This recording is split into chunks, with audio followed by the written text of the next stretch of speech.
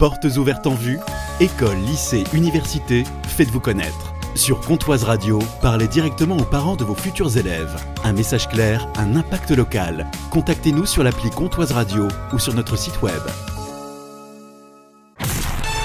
Comptoise Radio, l'actu dans les Vosges saunoises, Jean-Pierre Poinceau. Bonjour, le préfet vient de présenter le plan d'action départemental de restauration de la sécurité du quotidien de la Haute-Saône. C'est un dispositif qui répond à la volonté du ministre de l'Intérieur pour traiter la délinquance et ce qui empoisonne au quotidien la vie des gens. Romain Royer, préfet de la Haute-Saône. Donc ce que nous avons fait avec les policiers, avec les gendarmes, c'est de regarder à la fois quand, où et ce qui se passe en matière de délinquance, et d'avoir une cartographie extrêmement précise des endroits, des horaires et des types de délits qui se produisent. Et on a identifié ce qu'on savait déjà, mais on l'a objectivé. 3 axes prioritaires pour nous qui sont d'une part la tranquillité du quotidien, et dans la tranquillité, j'inclus les cambriolages, parce que les cambriolages, c'est ce qui vient perturber le plus la vie des gens, quand très désagréable, découvrir son garage fracassé, ses outils volés, sa voiture forcée. On a identifié évidemment ce sujet qui est central, la consommation de stupéfiants, de la consommation et du trafic de stupéfiants, mais l'un ne va pas sans l'autre. Et on a identifié quelque chose qui est la mauvaise place de la Haute-Saône en matière de violence intrafamiliale et en particulier de violence faite aux femmes. Concrètement, que va-t-il se passer ? L'idée, c'est de mieux s'organiser, c'est d'être plus présent sur le terrain, c'est des lieux, c'est des horaires, c'est de faire coller au mieux la présence des policiers et des gendarmes sur le terrain aux faits de délinquance que nous avons constatés.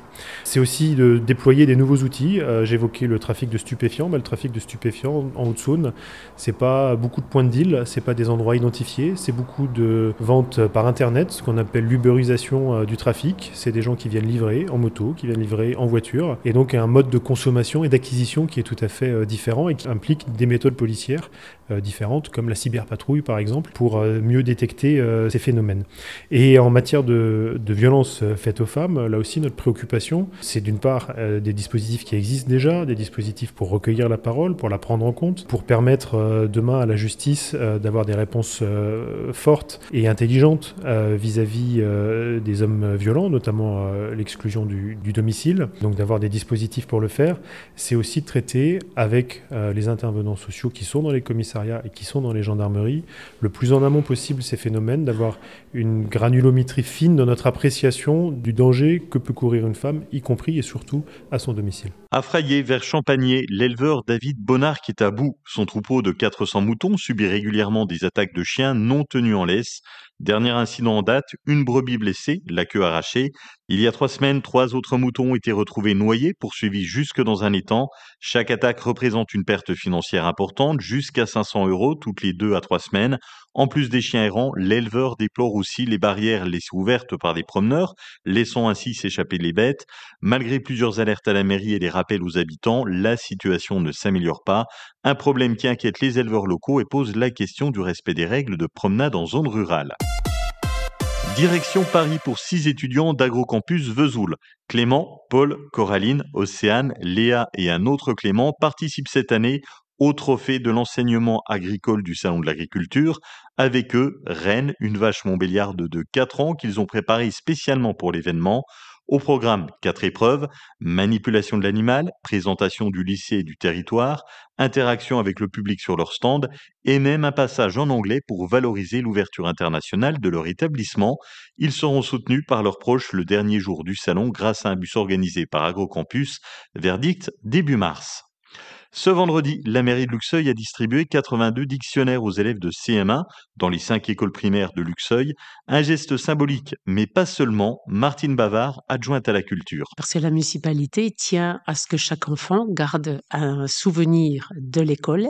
Ça me fait même 2 souvenirs parce qu'on leur distribue un premier dictionnaire en CP, le dictionnaire des débutants, et en CM1, on leur distribue le dictionnaire qui leur servira jusqu'à la fin de la 3e. C'est très important parce que ça redonne sa place à l'écrit, ça redonne sa place au papier, ça redonne sa place à l'envie d'ouvrir un livre. Et puis, c'est en même temps une façon de montrer aux enfants que la culture ne se fait pas que par les téléphones et moyens de ce genre. Feu Chatterton et Lee, ce sont les têtes d'affiche de la 24e édition des Pluralies de Luxeuil qui se déroule du 16 au 19 juillet. Une édition difficile à organiser. Jackie Castan, programmateur des Pluralies. Les choses sont compliquées actuellement. Bien évidemment, nous, on perd, mais sur une année qui est une belle année pour l'abbaye, mais on la perd cette année, c'est-à-dire que c'est une année entièrement de travaux en 2025. Et donc, on sera dans le cloître pour les 2 premiers concerts, le mercredi et le jeudi, à l'espace Paulnière, le vendredi et le samedi. Et puis surtout, on aura un nouveau lieu pour notre auberge, l'importante auberge des Pluralies.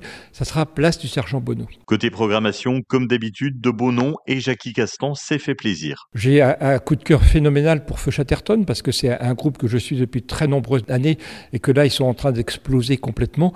Mais Elidji en ouverture du festival, c'est aussi très très bien. Ces filles qui remixent, qui retravaillent musicalement les grands standards de la chanson française, je pense que ça peut faire aussi une très belle soirée d'ouverture. Programmation complète sur le site des Pluralies, la billetterie est déjà ouverte.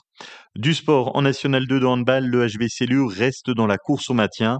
Les hommes de Fred Carizet se sont imposés ce week-end, 33-27 face à l'Entente Beaujolaise.